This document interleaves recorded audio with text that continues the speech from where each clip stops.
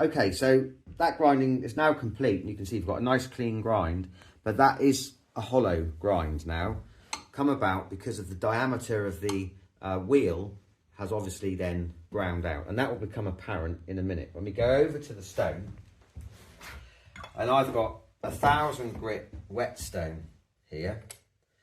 Now, what we can do is we can take advantage of our hollow grind, and the difficulty of sharpening is basically maintaining the same angle all the time. That's why sharpening is difficult, because if you change that angle throughout the sharpening process, then you're not going to end up with a very clean, sharp bevel. So I'm going to lift that chisel, and you can see it settles on the bevel.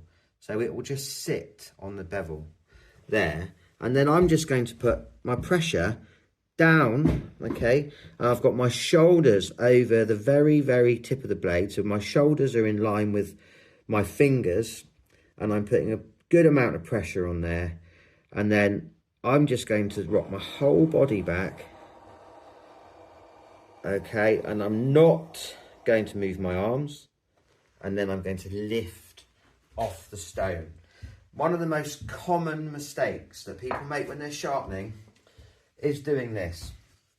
So they put the blade on the stone and they come back with the stone, and then as they come off, they lift the stone off like that. They lift the blade off the stone.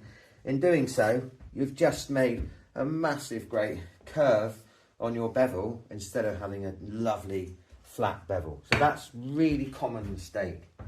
Okay, so I'm just going to do that again. And the thing is, I'm just putting a little bit of water on the stone. The thing is now, is that I can just keep putting the chisel back on that angle every time, because I've got it set with the bevel. And back we go and lift off.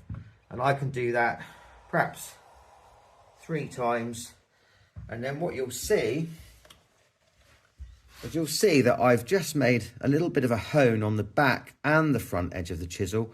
And you can see now where that hollow grind is. And it means that you can push it along the stone. Really, you'll pull it along the stone nice and evenly.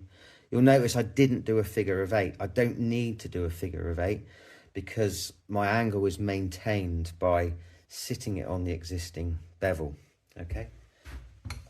And then I can flatten off the burr, okay? Keep your chisels nice and flat. Again, we are talking about even pressure.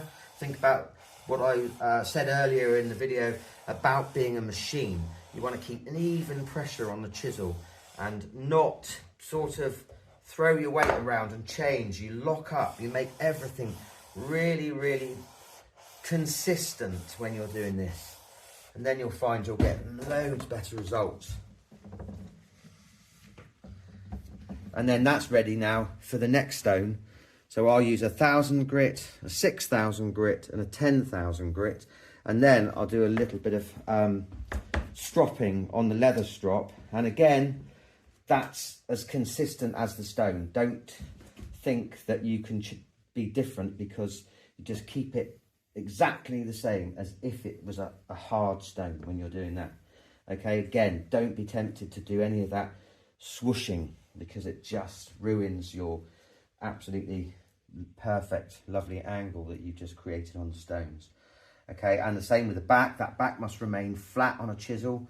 So again, don't be lifting the chisel when you're doing the stropping, because again, you'll find you'll be surprised about how aggressive even a bit of leather is to getting rid of your flat